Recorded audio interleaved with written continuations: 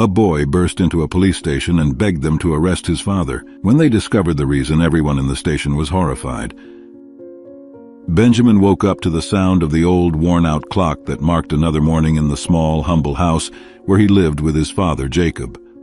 The first rays of sunlight barely passed through the cracks in the dusty windows, illuminating the peeling walls and the creaky wooden floor. Jacob, already awake, was preparing for another day in the relentless search for work, wearing his best clothes, though worn by time and use. "Benjamin, my son, today again we have no food for breakfast," said Jacob with an apologetic look, trying to hide his sadness and frustration. "I want you to promise that you will eat at school, all right? The school meal might not be much, but it is important that you do not go hungry." Benjamin, at 12 years old, already carried the weight of a harsh reality without much hope. He understood his father's look. It was not just the lack of food, it was the reflection of prolonged unemployment, many closed doors, and countless times they had to choose between paying rent or buying something to eat. "I promise, Dad," Benjamin replied, forcing a smile to try to ease the burden he knew his father carried. "I know things will get better. You always say that after the storm comes the calm," said the boy optimistically, repeating the words he heard from his father in the most difficult moments. The conversation was interrupted by the sound of a car passing on the dirt road in front of the house. It was a reminder of the world outside, indifferent to their daily struggles. Jacob placed his hand on Benjamin's shoulder, a simple gesture but one that conveyed strength and priceless love. "You are my greatest treasure, Benjamin. Never forget that. No matter how hard things get, we are in this together, and I will do my best to give you a better life, my son," said Jacob, with a firm but emotional voice. Benjamin nodded, feeling a mix of pride and sadness. He knew that despite the hardships, the love between him and his father was their greatest wealth. Benjamin was almost ready to leave, but Jacob, giving one last search in the kitchen cabinets, turned to Benjamin with a worried expression, trying to stay strong. "You know, Benjamin, I think I never told you about my grandfather, your great-grandfather. He also went through tough times very similar to ours," Jacob began as his fingers found only emptiness in the cabinets. Benjamin, curious, approached, momentarily forgetting his hunger. "What happened to him?" he asked, eager for any story that would briefly take him away from his reality. "He taught me that our greatest wealth is not in what we have in our pockets or the cabinets, but here." Jacob touched his chest over his heart, then gently touched Benjamin's head. "He went hungry, he was cold, but he never lost hope. He always said that true strength comes from within, from our ability to dream and fight for those dreams. And that is what we are doing, right? Fighting together, dreaming together. That is why you should not stop studying, and I should not stop looking for a job." Benjamin nodded, feeling a wave of warmth and determination fill his chest despite the emptiness in his stomach. As they said goodbye at the door, Jacob knelt to Benjamin's height, looking directly into his son's eyes. "Go to school, learn a lot, and please do not forget to eat the school meal. It is important." Benjamin, with eyes almost a mirror of his empty stomach, forced a smile and promised, "I will eat, Dad, and who knows, one day I might make sure we never lack food at home again." With one last hug, strong and full of meaning, Benjamin left for school, leaving Jacob at the door, watching his son walk down the dirt road until he turned the corner and disappeared from sight. A few minutes later, Benjamin arrived at school, the environment a stark contrast to the simplicity of his home. The freshly painted walls and hallways were filled with student projects. When teacher Mariana announced the new class project, "What does home mean to you?" Benjamin's eyes lit up with a mix of curiosity and apprehension. "I want you to really think about this. Home can mean many different things to different people," she explained, distributing the necessary materials. While Benjamin's classmates began excitedly discussing their homes, rooms, families, and even pets, Benjamin felt a pang of discomfort. Daniel, noticing Benjamin's silence, leaned over to him, whispering not to attract attention. "So what are you going to put in the project? I bet you have a lot to say about your dad, right? You two are really close." Benjamin looked at Daniel, his closest friend, who knew most of his struggles, but not all. "Yeah, I was thinking about that. But it's strange, Daniel. When she talked about home, the first thing that came to mind wasn't exactly a place, you know? It was more the feeling of being with my dad, even if we don't have much." Daniel frowned, trying to understand. "But that's good, right? I mean, it shows that home isn't just a big house or having a lot of things. Benjamin nodded, a little relieved that Daniel understood. Yes, that's it. But hearing others talk, I started thinking what it would be like to have a room of my own, or not having to worry if we will have something to eat at night. Their conversation was interrupted by the teacher, who was going around to see how the pairs were progressing. When she reached Benjamin and Daniel, she smiled. "So boys, what are you going to talk about in the project?" Daniel shrugged, glancing at Benjamin, encouraging him to speak. "We are going to talk about how home is more about the people we are with than the place itself," said Benjamin, gaining confidence as the words came out. Teacher Mariana nodded, visibly pleased. "That's very important, Benjamin. Often the value of a home is in the moments we share and the love we feel, not in the objects we possess." Back to work, Benjamin began sketching ideas with Daniel, discussing how they could visually represent the concept of home as a feeling rather than a physical place. They decided to create a poster with drawings of different situations, the two of them playing soccer, helping each other with homework, and a drawing of Benjamin and his father cooking together. "This shows that no matter where we are, if we are with the ones we love, we are home," explained Daniel, while Benjamin nodded, feeling a wave of gratitude for his friend. When recess arrived, Benjamin and Daniel hurried to the courtyard. With their snacks in hand, Benjamin looked at the sandwich and apple with an appreciation that only someone who had truly felt hunger could understand. Daniel, noticing Benjamin's hesitation before taking the first bite, asked with a slight smile, "It's the best meal you've ever seen, isn't it?" Benjamin, with a shy smile, nodded. "You have no idea, Daniel. Some days this is all I get to eat." Daniel, aware of the situation, placed his own snack next to Benjamin's. "Then today we will do something different. We will share everything, so we have a little more of each thing." Benjamin looked at Daniel, eyes full of gratitude. "You don't have to do this, Daniel. I can be content with just this for today, and surely when I get home my dad will have managed to get food." Daniel shrugged, a light gesture but full of meaning. "Yes, but today we have enough to share. Besides, what are friends if not the family we choose, right?" They began eating, each bite accompanied by laughter and plans for the rest of the home project. Between bites, Benjamin felt more than the taste of the sandwich. He savored the feeling of belonging and friendship, elements as essential to his definition of home as the walls that form a house, and his hunger soon faded for a few moments. After recess, Benjamin and Daniel returned to the classroom, finding a different scene than usual. Two police officers invited by the teacher were preparing a presentation about the police career, the public contest process, and what a police officer's daily life was like. The room was bustling, with students settling into their seats, eager for the lecture. Teacher Mariana called for silence and introduced the guests, highlighting the importance of knowing various professions.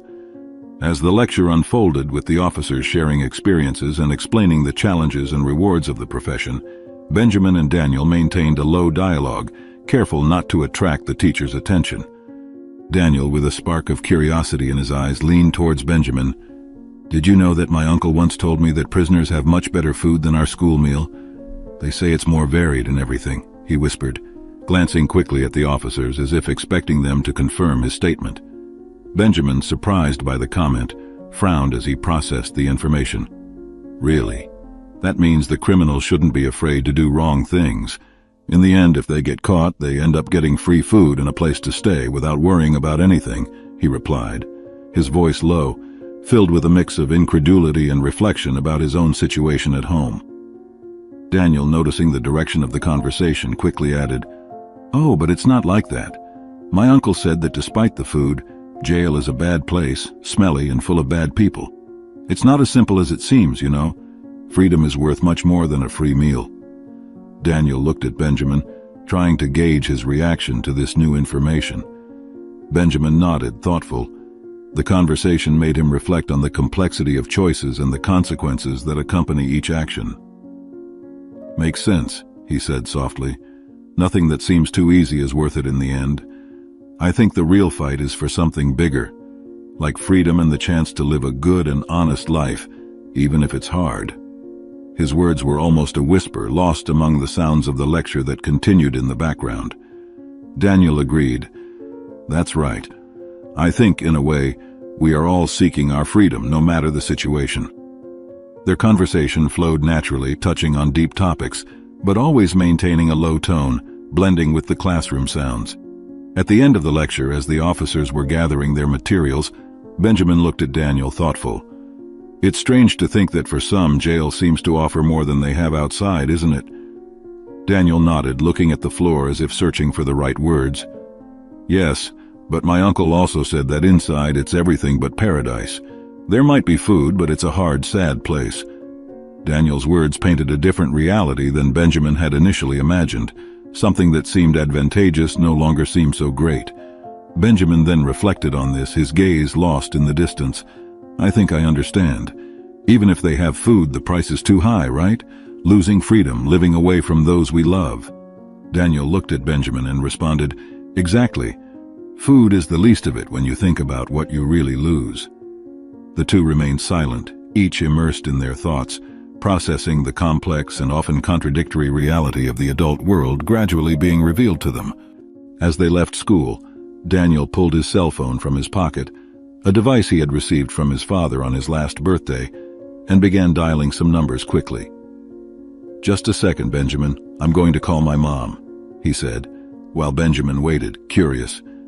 Hearing his mom's voice answer, Daniel explained with a hopeful tone, Mom, can I walk home with Benjamin today? We live close, and I think it would be really nice to walk a bit and talk about the day with my friend. There was a brief pause as Daniel listened to the response. Really? Thanks, Mom. I promise I'll go straight home, don't worry. Hanging up, he smiled at Benjamin. She said yes. Shall we go? Walking side by side, the conversation between the two flowed naturally. They talked about the school day, the police officer's lecture, and even joked about who would win if they competed in a public contest in the future. As they approached their homes, the conversation became more reflective, pondering the dreams and challenges each faced and how they could overcome them, until they had to say goodbye, each heading to their own home. Arriving home, Benjamin found his father, Jacob, in the small living room of their humble house, seeming to prepare for something really important, as if he was about to receive an Oscar and soon take the stage. Ah, Benjamin, you arrived just in time. I have news, said Jacob, a sparkle of optimism in his eyes that Benjamin had not seen in a long time.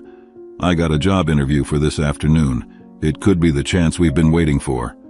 Benjamin, surprised and excited, hugged his father. This is incredible, Dad. Everything will work out, you'll see. I'm so happy to hear this, and I knew something good would happen for us. It was just a matter of time. As they talked, the clock advanced, approaching the time set for the interview. Jacob looked at the clock and, realizing the time, hurried. I need to go. Stay safe here in the house. Don't go far if you go out, and do your homework so it doesn't get delayed, okay? I'll be back soon, I promise, he advised, putting on his most presentable coat, even though it was from past times and a bit old and wrinkled by marks of time. With a final look of encouragement to Benjamin, Jacob left the house, leaving Benjamin alone but full of hope. Benjamin went to the window, watching his father walk towards the interview, feeling a mix of anxiety and pride. He knew the challenges his father faced in finding work, but he also knew his determination. Alone at home, Benjamin reflected on his father's words and the importance of that moment for both of them. He knew the next hours would be tense, but he was determined to stay positive, trusting that the interview could be the beginning of a new phase in their lives. He sat at the kitchen table, opened his notebooks, and started doing his homework, trying to keep his mind occupied while waiting for his father's return. However, his thoughts kept him from fully concentrating on his homework, filled with hope and anxiety for Jacob's return. The house, usually full of conversations and laughter, seemed strangely silent, echoing the weight of the wait. Then Daniel's voice, calling him from outside, broke the silence like a ray of sunshine on a cloudy day. Benjamin, come outside. The day is too beautiful to stay locked inside like this. Let's play a bit, enjoy the sun, Daniel shouted enthusiastically. Curious and grateful for the interruption, since the homework wasn't progressing as expected at that moment, Benjamin put away his materials and ran outside, finding Daniel standing with a contagious smile and a jump rope in his hands. How about we try to break our record today? I'm warning you, it will be tough to beat me, Daniel suggested, referring to a previous challenge where they competed to see who could jump rope the longest without making a mistake. Benjamin, excited by the idea that something so simple could bring so much joy, accepted the challenge without hesitation. Between jumps and laughter, the afternoon began to pass more quickly. The jump rope game gave way to other equally improvised and fun games, each making their problems seem a bit more distant. During a brief rest, sitting on the sidewalk and catching their breath, the conversation took a more serious turn. "I'm really excited. My dad was called for a job interview," commented Benjamin, trying to hide his anxiety. "But I've also been thinking about what the police officers said today about public contests. My dad never studied much, you know. He told me he didn't even get to the grade we are in now. I think he would have trouble with something like that. The police officer said it's very hard and that you have to know a lot." The sincerity in Benjamin's words revealed a deep concern, not just about the interview result, but about the future itself. Daniel reflected for a moment before responding. "It's good that your dad has an interview. You know, Benjamin, sometimes we have to start somewhere, right? Maybe your dad can study more if he wants to. My mom always says it's never too late to learn new things." The simplicity of Daniel's solution carried a dose of optimism Benjamin didn't expect, but welcomed with gratitude. As the sun began to set, coloring the sky in shades of orange and pink, the two friends decided to end their afternoon of play. "Thanks for today, Daniel. I needed this," Benjamin said, a genuine smile lighting up his face for the first time that day. "Anytime, I'm here," Daniel responded with a nod before they said their goodbyes. As Benjamin walked back home, he felt a bit lighter, though still anxious about his father's return. Daniel's presence and the unexpected afternoon of fun had brought a new perspective, a reminder that despite the challenges they faced, they were not alone. After an afternoon full of laughter and momentary forgetfulness of his worries, Benjamin found himself again within the silent confines of his small home. The wait for his father's return seemed longer now, each minute stretching like hours. He tried to distract himself with his schoolwork, but his heart was heavy with expectation. Finally, he heard the door open. Jacob entered, but his expression was filled with a deep sadness Benjamin recognized immediately. "What happened, Dad?" Benjamin asked, quickly approaching. Jacob sighed, a sound that seemed to carry the weight of the world. "I didn't get the job, son. They said they needed someone with more experience, or at least more education." His voice was a whisper, his eyes fixed on the floor, unable to meet his son's. Benjamin felt a pang of pain seeing his hero so discouraged. Jacob, trying to change the subject to something less gloomy, then told about his stop at a bakery on the way home.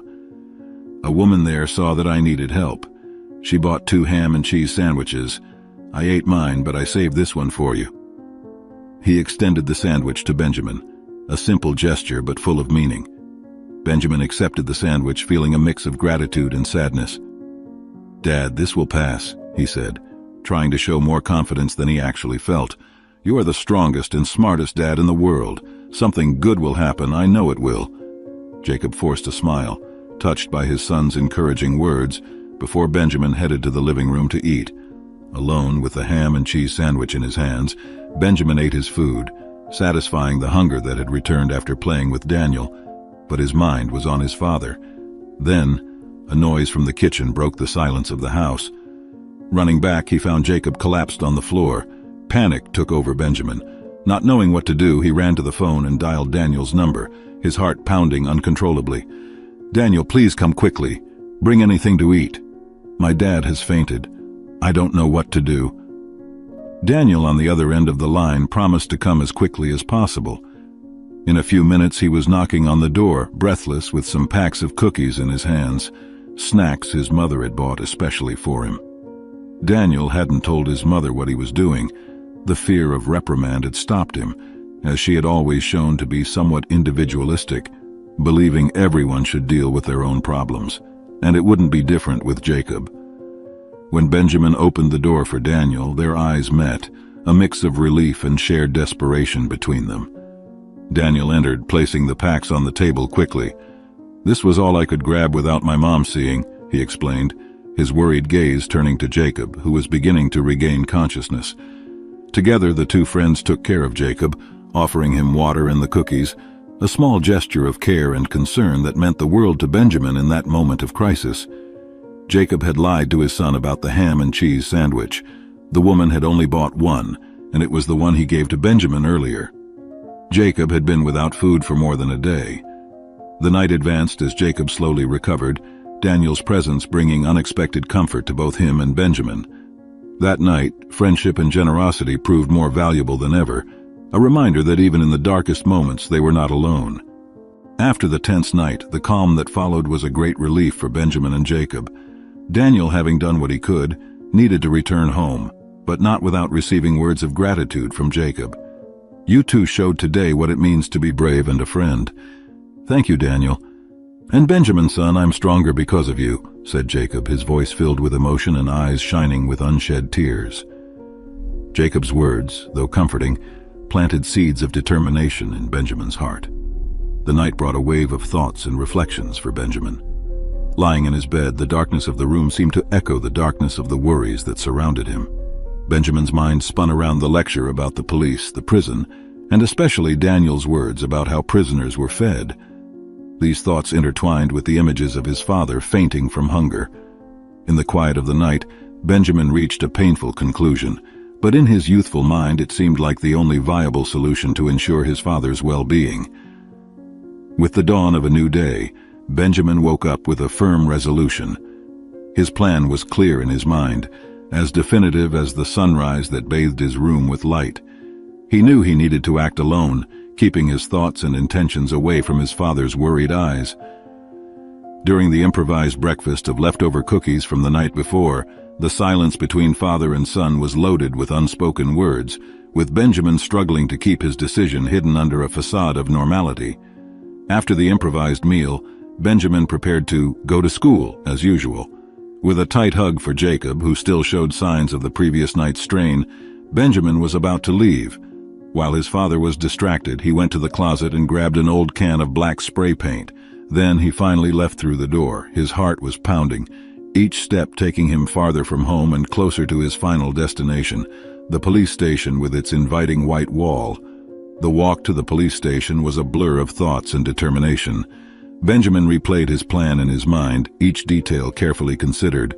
He knew the risks, but the image of his father, weak and fainting, strengthened his decision.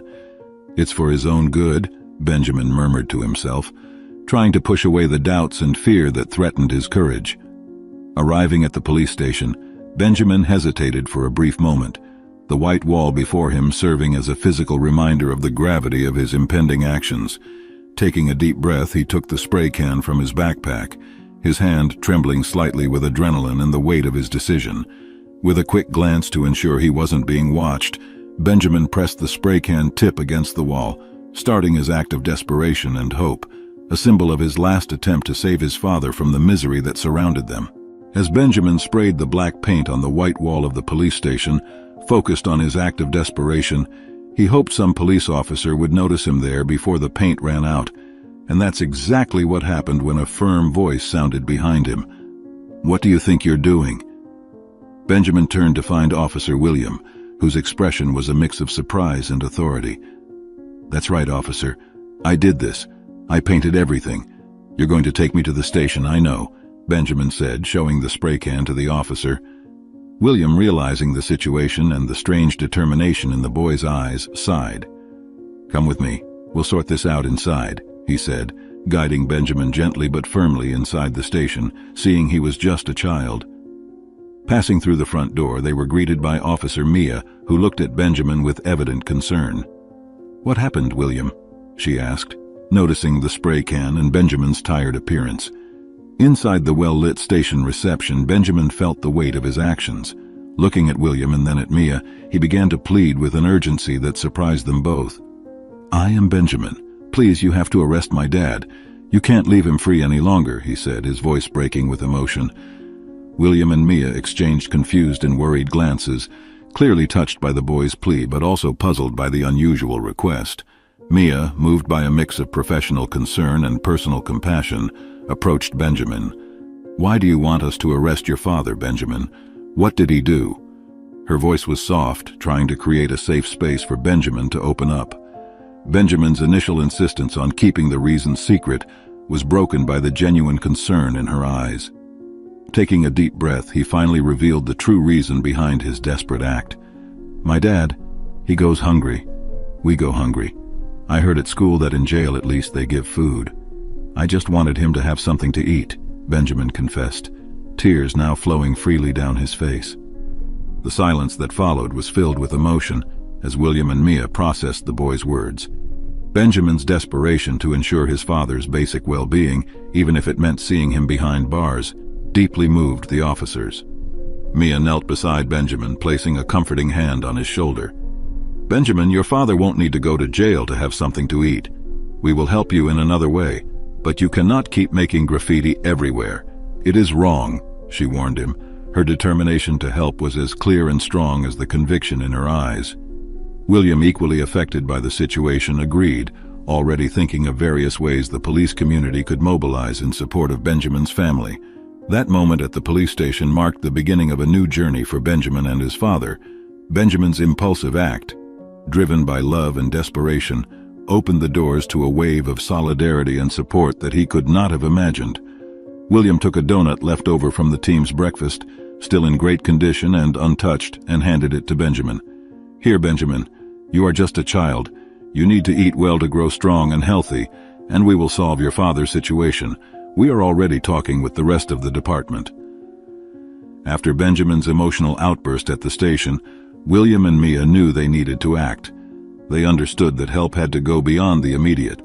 It was necessary to offer a sustainable solution that could change the lives of Benjamin and Jacob in the long term, and also of other people in similar situations. The idea of a preparatory course for the civil service exam came as a light at the end of the tunnel.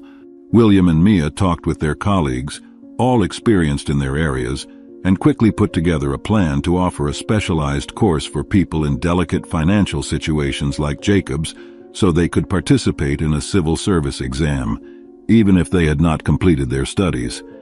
Benjamin, still apprehensive about the consequences of his actions, made William promise not to reveal anything about the graffiti.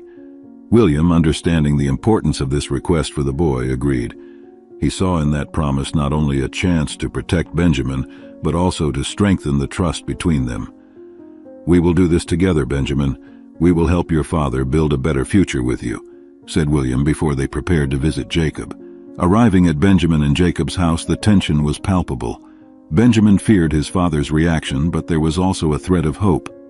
William, with his experience in handling delicate situations, knew how to conduct the conversation with tact and compassion.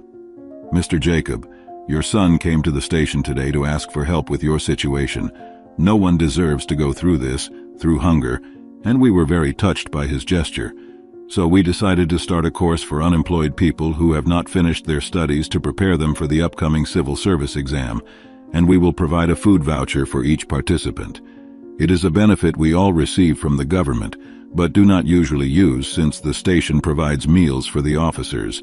We want to invite you to participate in the course." Jacob's reaction was one of surprise and then genuine interest.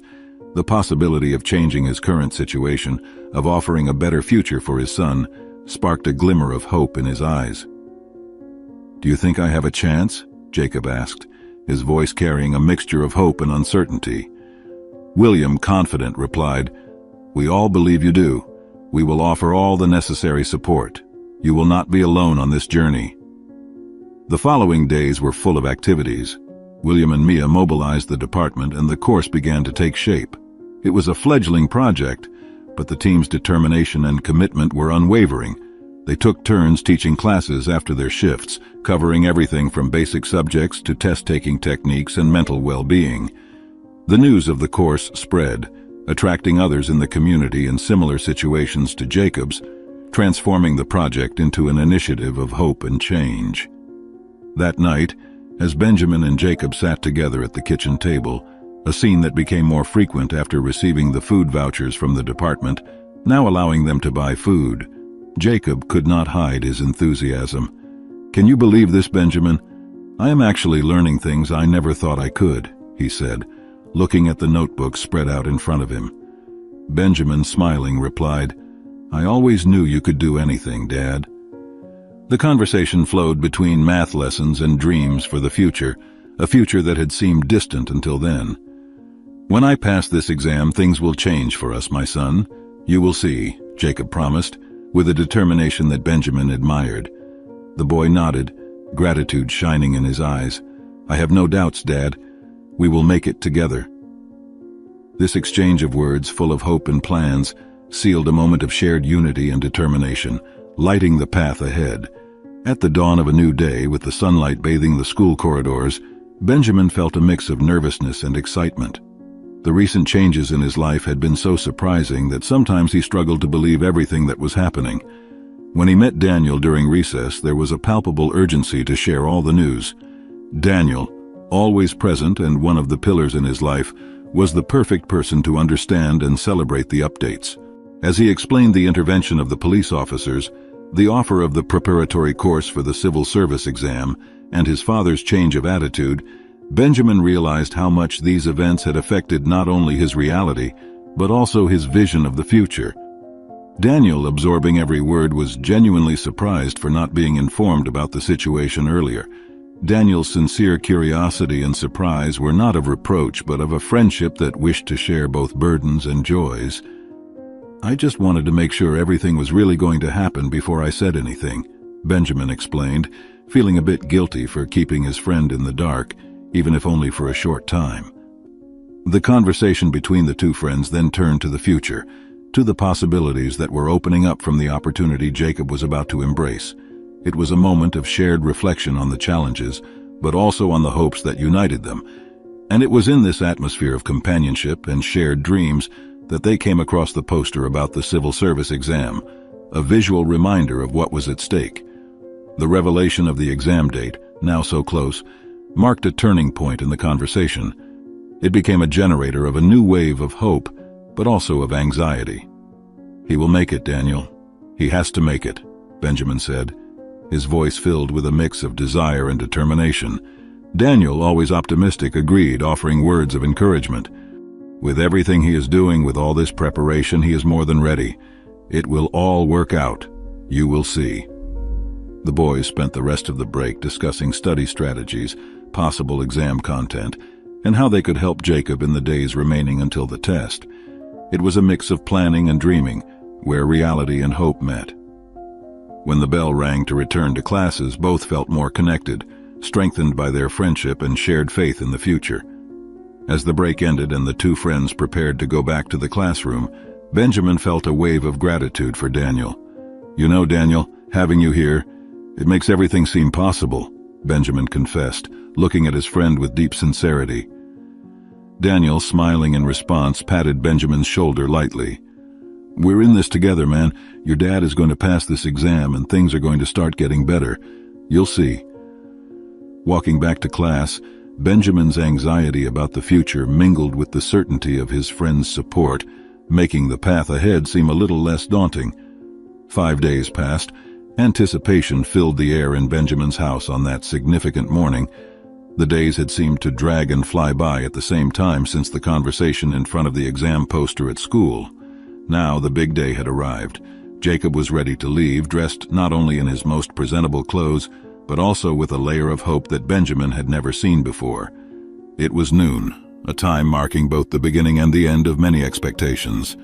At that critical moment, Daniel and Benjamin arrived, almost like a good omen. They found Jacob adjusting his tie in front of the mirror, an image of determination and nervousness. "Good luck, Mr. Jacob. You're going to ace it," said Daniel with contagious enthusiasm. Benjamin, though dominated by anxiety, managed to add, "Yes, Dad, we believe in you. Everything will go well." Jacob turned to the two, a nervous smile on his lips. "Thank you, boys. I'll do my best," he promised, before heading out the door, leaving behind a silence loaded with expectations. Alone in the now quiet house, Benjamin and Daniel tried to fill the time with games and conversations, but the anxiety for Jacob's return and the exam result hung over them like a heavy cloud. The hours dragged slowly, each minute stretching endlessly as they waited for any news. Finally, after 5 long hours, they heard the doorknob turn. Jacob was back, his expression a mix of nervousness and cautious confidence. "How did it go, Dad?" Benjamin asked immediately, his heart pounding in his chest. "I think it went well. It's hard to say," Jacob replied, trying to maintain a facade of calm. "But I did my best. Now we wait." The family spent the rest of the day in a state of suspense, trying to distract themselves with everyday tasks and light conversations, but the anticipation of the result was a constant shadow that none of them could completely ignore. The night passed restlessly for Benjamin, who could barely sleep, tossing and turning in bed, lost in thoughts and possibilities. When the sun finally rose, bringing with it the next day, the wait became almost unbearable. William's promise to call with the result as soon as possible was the only anchor that kept them grounded on that tense morning. Then the phone rang, cutting through the silence of the house like thunder. Jacob answered, his hand trembling slightly. Benjamin and Daniel, who had spent the night together waiting for the big moment, held their breath. After what seemed like an eternity, Jacob hung up the phone, turning to face the two boys.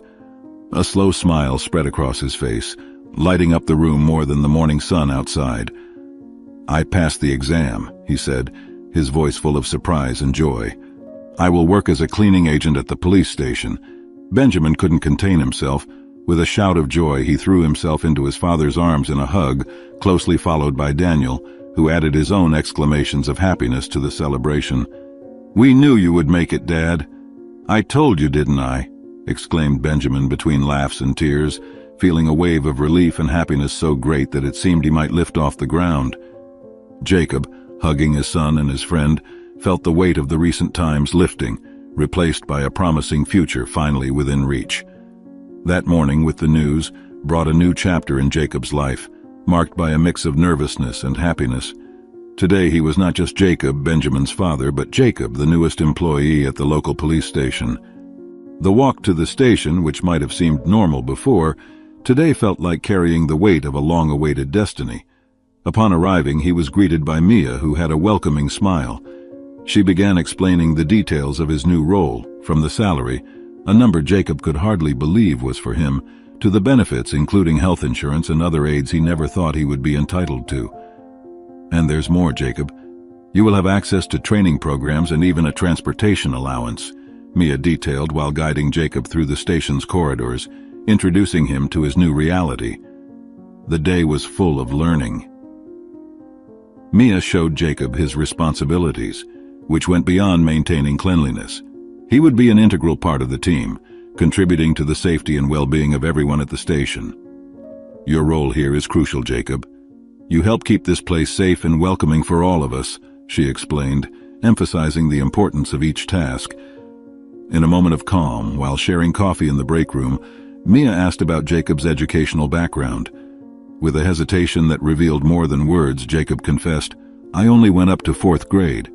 Mia, without losing her smile, encouraged him, "Jacob, this is not the end. Here at the station we believe in personal growth. Have you ever thought about going back to school? There are adult education programs that do not require as many hours as regular school, and you can complete all your studies in a much shorter time." The suggestion, though filled with good intentions, left Jacob reluctant. The idea of going back to studying at his age seemed a bigger challenge than any he had faced before. The rest of the day passed in a blur of activities.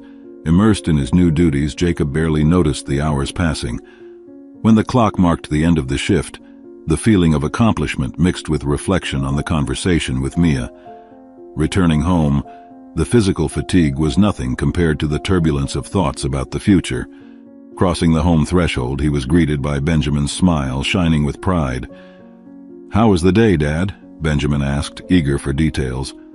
As he shared the day's experiences, Mia's suggestion about returning to study emerged again in his mind. Watching Benjamin, who listened with admiration, Jacob pondered the idea. The possibility of growth, of being more than he had been so far, was not just a distant dream but a tangible opportunity.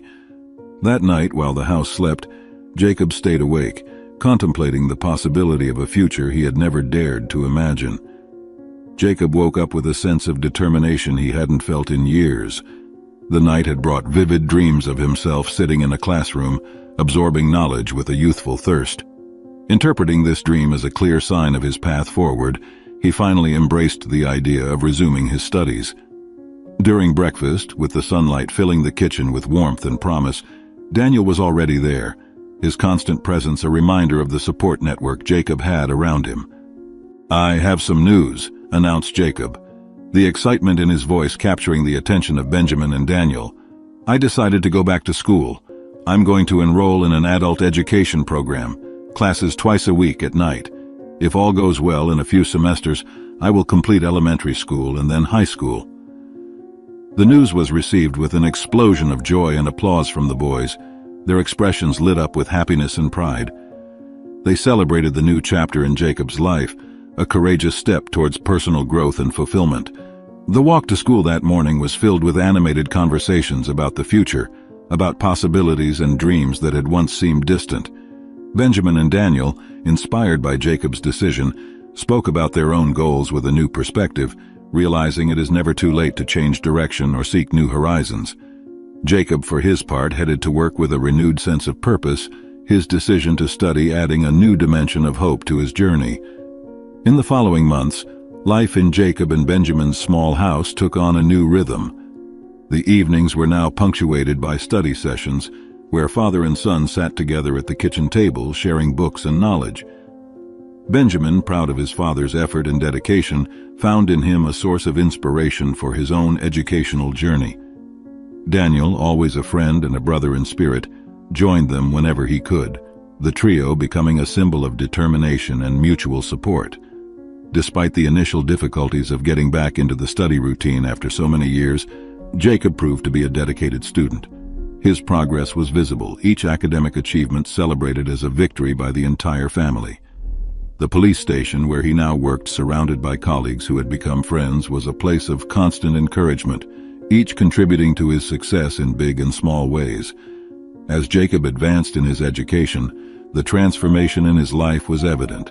The future, once uncertain and nebulous, now shone with possibilities.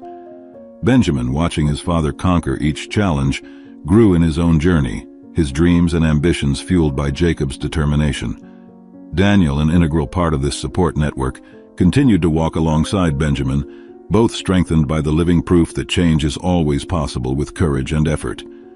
Together they faced the future not as something to fear, but as a vast open field, full of promises and hopes, each following their own path but always united at heart. What did you think of this story? Please leave your like and subscribe to the channel to keep receiving exciting narratives on your phone almost every day. Your support is what motivates us to continue. Don't forget to watch the video that's about to appear on your screen. See you in the next inspiring story.